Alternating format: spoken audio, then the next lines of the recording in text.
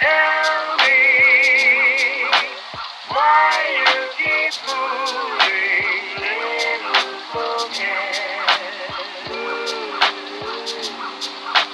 Tell me why you keep fooling little forget. Tell me why you keep fooling little forget. All right, Coach, good afternoon. Good afternoon. Let's talk about the Oakland BayHawks and the ABA. ABA has a long history, especially here in Oakland. It was a team here that played in the 60s, and they actually won a championship as well, called the Oakland Oaks.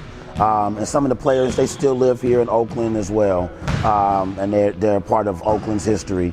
Dr. J played in the league. A lot of fellas. George Gervin played in the league. So the ABA has a lot of history, has a lot of great players. In the history in the 60s, 50s and 60s, the NBA did not allow a lot of black players, especially New York City or street players, to play in the NBA. So the ABA allowed those players to play. And they kind of had their finesse, they had the street style, behind the back passes, no look passes. They allowed the players to dunk. So at that point, the ABA was competing with the NBA. So the NBA got smart and said, okay, well, we'll take your best players and we'll merge them. And then that's how the NBA and the ABA kind of merged. So we'll fast forward to 1999. A fellow by the name of Joe Newman, he bought the ABA and started it back up. So a lot of people don't know that the ABA has been back around for that long. So since 2000, the ABA has been in existence. So it started out with maybe, I think, 30 teams, and then expanded about 60, 75 to where it's at today at 120 teams, and still expanding. Yes, all around the country. That's definitely that. In our division, which is the Far West Division, 16 teams, 14 teams will be playing this season. We have 2 teams that's getting their, that will be playing next season. So it's steadily expanding. And the biggest thing that I like about it, it allows minorities to be owners.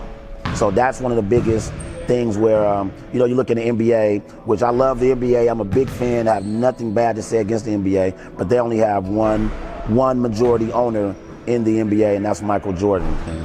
Now let's just make it clear that the ABA is a professional basketball association. Yes, it is. American. Y'all, sorry about that. Yeah, go ahead. Yes, it definitely is professional basketball. Just like the Warriors or the Clippers, Lakers need sponsorships, need community involvement. Same thing as us. We definitely need that as well.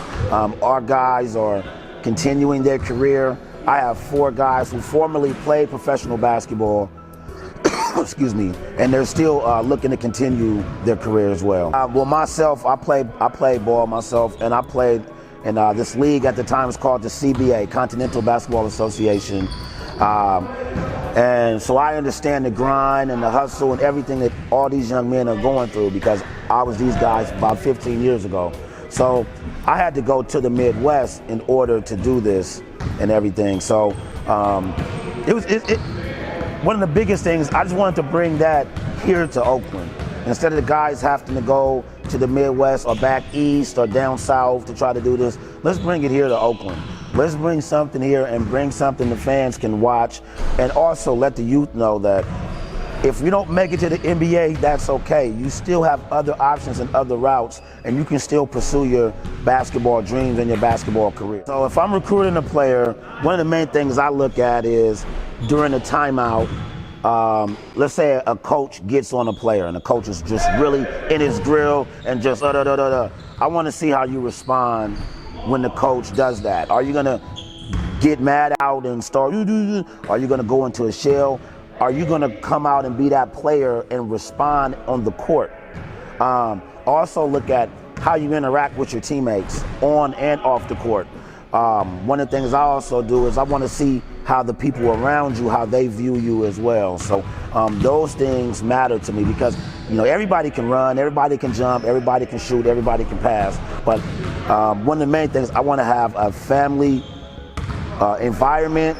I want to have a basketball environment, and if you're about me, if you're selfish, this probably isn't the environment for you, because I'm trying to get you to another level.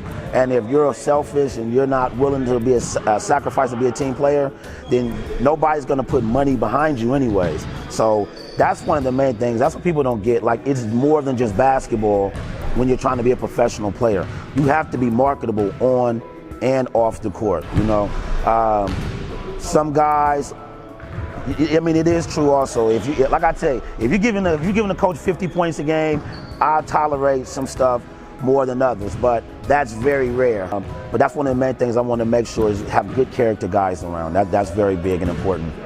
What are you trying to accomplish your first season? And I'm glad you put it just like that. So the first season, I want to put a great team out, great guys for the community, great guys that the kids can look up to, great guys that you're not going to read about in the paper on a negative side.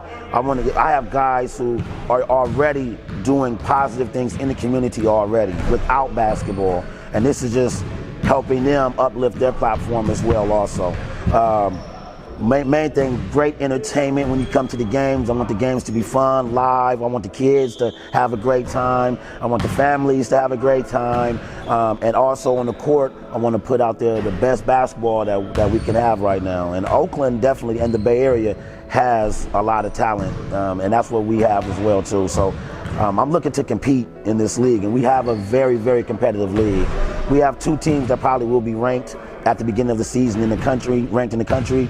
Hopefully we can be one of those teams as well to break through too. Oakland is a big melting pot. We have a big Asian community, we have a big Latino community, we have a big African American community, we definitely have a big Caucasian community as well, and we have a big community period that represents everybody and every race pretty much. So that's pretty much what we have here. We have African American players, we have Asian players, I have a player that's from Belize. Yeah, that's pretty much it. And one of the main things that I like too, we have good character guys. We have two players that's working on becoming pastors. Now that's rare that you find that. And these young men are really, really doing the right things, and they're living that life. I really admire both of them and really, really support what they're doing. They're really great guys, and that's what makes this great when you meet people like that. You know, they still living their basketball dream, but they have something bigger that they're living for. So I'm just happy to be a part of what they're trying to do as well. So we have our first home opener November 19th, 5 p.m. right here at Golden Gate Recreation Center.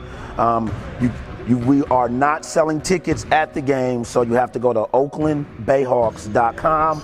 You can go there, get your tickets. Tickets are only $10.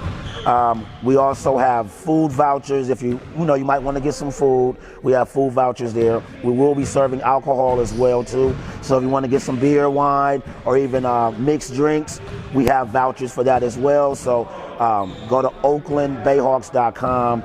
You can go and you'll see that on there as well. November 19th, 5 p.m. against the San Diego Guardians, 5 p.m. here at Golden Gate Recreation Center. All right, thank you very much. All right. Tell me why you keep moving, little coquette. Tell me why you keep moving.